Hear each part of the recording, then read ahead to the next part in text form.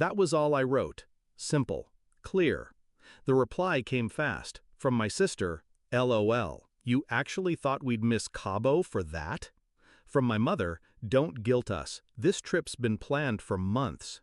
I stared at the screen, their words glowing like acid. My chest didn't hurt from the surgery yet. It hurt from this. I typed only, my mistake, and then I set the phone down, silent, calm, while something inside me hardened into steel. Hashtag family. The word used to mean safety. Growing up, I thought blood was thicker than betrayal. But I should have known better. My sister always believed she was the sun, and everyone else were planets orbiting her glow. My mother, her biggest worshiper, never told her otherwise. And me? I played the shadow, the quiet one, the one they leaned on when it suited them, ignored when it didn't. Still, I kept giving. Birthdays, bills, the small rescues no one ever thanks you for. Because I thought that's what family did, until the day I needed them. One ride home, 1 hour of their lives, and they couldn't spare it. Hashtag, it wasn't just neglect, it was contempt.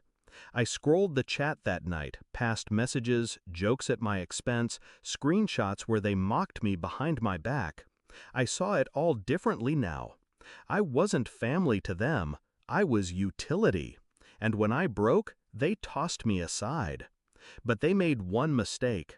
They assumed I would stay quiet. I didn't confront them. I didn't beg.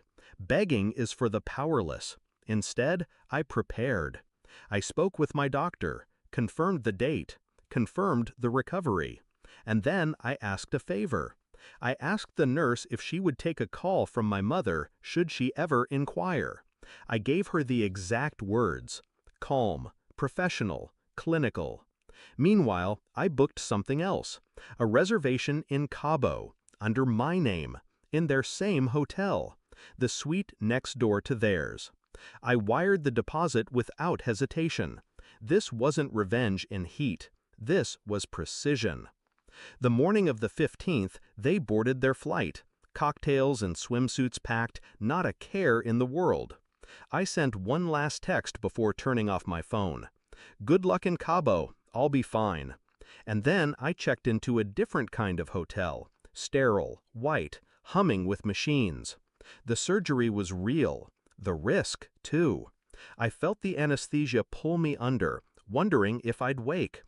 Hours later, I did. Groggy, sore, alive. I asked the nurse, did she call? The nurse smiled. Yes, she did. We said what you told us. Perfect. In Cabo, my mother's phone rang. The hospital line. The nurse's voice was calm, rehearsed. Your daughter came through surgery, but there were complications. She asked for you. She seems disappointed you're not here. Silence on the other end, the nurse told me later, followed by a strained, guilty stammer.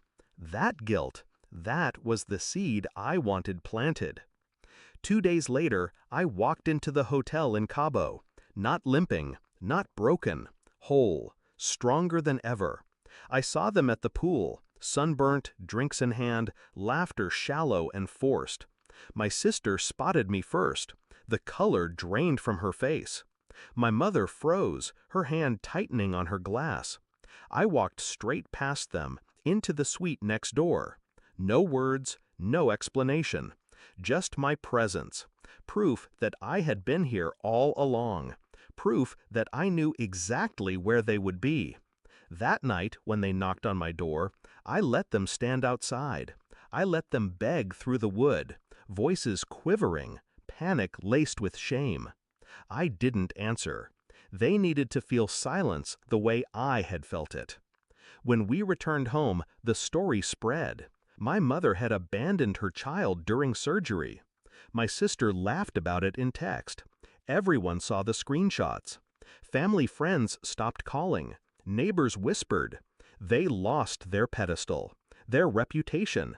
Their little empire of image and superiority crumbled in days. And me? I didn't raise my voice once. I didn't insult them. I simply let their own words bury them. That's the thing about betrayal. You don't fight it head on. You don't scream. You don't demand.